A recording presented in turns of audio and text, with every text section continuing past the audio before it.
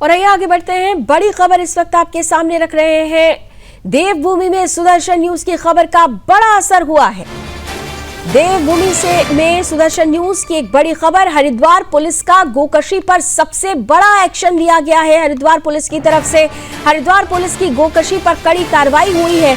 11 थानों में 162 अपराधियों की सूची तैयार कर ली गई है जो गोकशी में शामिल रहे हैं। गैंगस्टर एक्ट के तहत इन पर सख्त कार्रवाई होगी।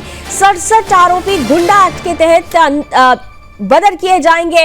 वहीं जीरो टॉलरेंस नीति से अपराधियों पर शिकंजा कसा जाएगा। मुचलका तोड़ने पर भी राशि जब्त की जाएगी।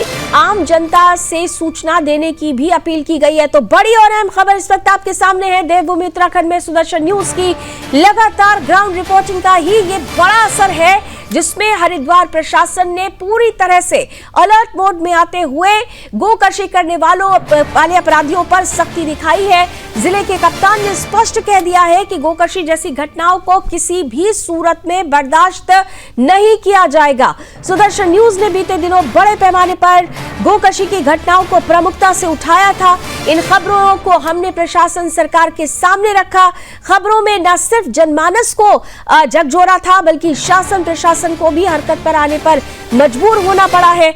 संवाददाता अमित चौहान लगातार जमीनी स्तर पर सक्रिय रहे। उन्होंने प्रशासन के साथ समन्वय स्थापित कर पूरे मामले को मजबूती से उठाया और यही कारण है कि अब प्रशासनिक स्तर पर कड़ी कार्रवाई की तैयारी दिख रही है। हरिद्वार कप्तान ने साफ शब्दों में चेतावनी दे दी है कि देवभूमि की पवित्रता से खिलवाड़ करने वाले को किसी भी कीमत पर बख्शा नहीं जाएगा। गोकशी में लिप्त लोगों के खिलाफ सख्त कानूनी कार्रवाई सुनिश्चित की जाएगी।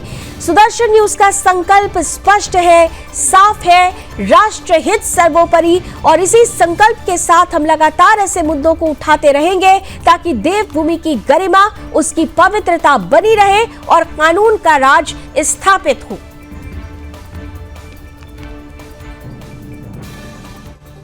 इसमें माननीय मुख्यमंत्री जी द्वारा निर्देशित किया गया था कि जो गौवन संरक्षण अधिनियम के तहत जो अपराधी लगातार अपराध कर रहे हैं उनके खिलाफ सख्त कार्रवाई करने हेतु, जैसा कि हमें निर्देश प्राप्त हुए थे, उसी क्रम में जो इस प्रकार के हैबिचुअल ऑफेंडर्स हैं, बार बार क्राइम करते हैं, तो ऐसे 57 जो है गैंग्स को चिन्हित किया गया है 11 थाना क्षेत्रों में, और जिसमें कि 162 अपराधियों के खिलाफ गैंगस्टर एक्ट की कार्रवाई की जा रही है।